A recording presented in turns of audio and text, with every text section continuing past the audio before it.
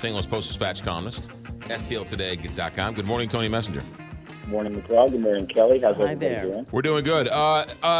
Better late than never. Josh Hawley is now going to investigate the governor over this text message controversy.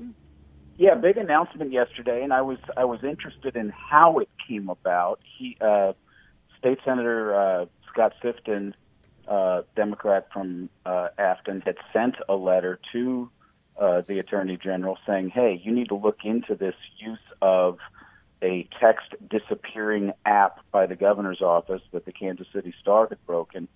And yesterday, in response to Sifton's letter, Hawley said, you're right, and we're going to look into it. And what's interesting is he didn't do what happened the last time the Attorney General decided to look into a governor's office and whether or not they were destroying government records. That was when Jay Nixon investigated Matt Blunt, whose administration was destroying emails. And what the governor, or what Attorney General Nixon did at that point, was he appointed special investigators, a couple of former state patrolmen, and then they got their own attorneys outside of the AG's office to help, make sure that there wasn't, too much politics being played. In this case, Hawley himself says, after first saying, oh, no, I can't investigate the governor because I represent the governor, now he's saying, yes, I can, and he's doing it directly in his office. And so that's going to be interesting to see, is how independent is this investigation?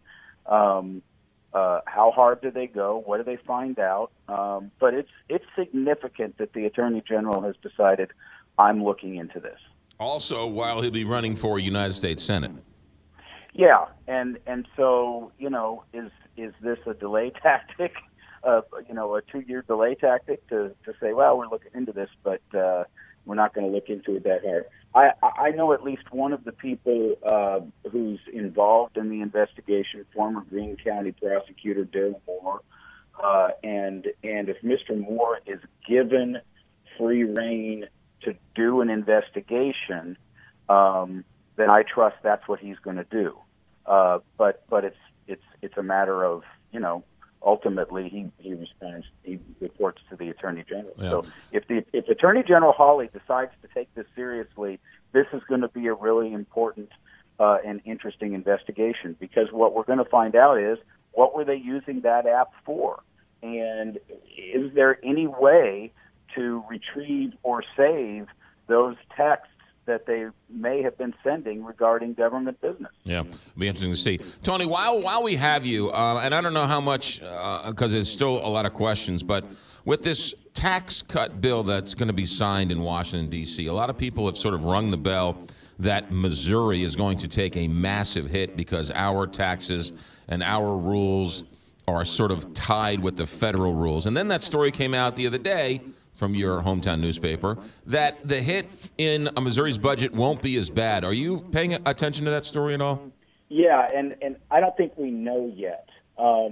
Remember, a couple of years ago when Missouri lawmakers were on a tax cutting binge, they changed the corporate tax rate and predicted when they passed the bill, this is only going to hurt the Missouri budget by about $15 million, and it turned out, come tax time, it destroyed the Missouri budget by the tune of about $150 million. And Governor Greitens came into office and all of a sudden had to, withhold a bunch of spending, because the actual effect of the corporate tax cut was significantly bigger than lawmakers had predicted. Sometimes lawmakers lowball that stuff because it looks good when they're passing it, but we won't know until corporations and individuals file their taxes and find out what the effect is on state deductions on federal income tax and how that's going to affect state revenue.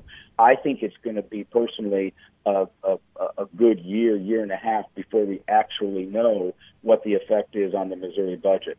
But it's likely going to affect the Missouri budget, because how people pay their state taxes in this state is directly related to their federal tax burden. There are some lawmakers that are talking about decoupling the Missouri tax system from from the federal tax system, and that would also lead to some changes. But I think there's going to be an effect. I don't think we're really going to know. What lawmakers are going to do right now is they're going to come up with an estimate and say, this is what we think our budget's going to be. But, as you know from following these things over the years, what they say in December and what actually happens in May when they pass the budget, and then in June, July, August when the real numbers come out, that's when we're going to really find out, a year from now, how did this tax bill affect the state's budget? I think it's going to hurt it. Just don't know to what level. Yeah, if they decouple the federal taxes from the state taxes, in essence, our state taxes might go up, right? Because we're going to lose a deductions. Because you lose the deduction. Right now on your state taxes, you can deduct what you owe in federal taxes. If they take that away, then state tax rates are going to go up. Right. Now all the other tax things that are sort of taken away as well, that won't help us in our state taxes, and it'll go up. And that's the thing that they're all directly related, and you've also got changes being made on the fly right now in terms of state tax credits and some of those things. And so all of these things are eventually going to have an effect when both big corporations and individuals start filing their individual tax returns, and we find out what the effect is on the state budget. I think it's going to be a 6 to 8 month to a year lag before we really know. But I know there are lawmakers who are concerned about it. Tony Messenger, thanks as always. STLtoday.com. Merry Christmas, Happy New Year, and we'll talk to you in 2018. You got it.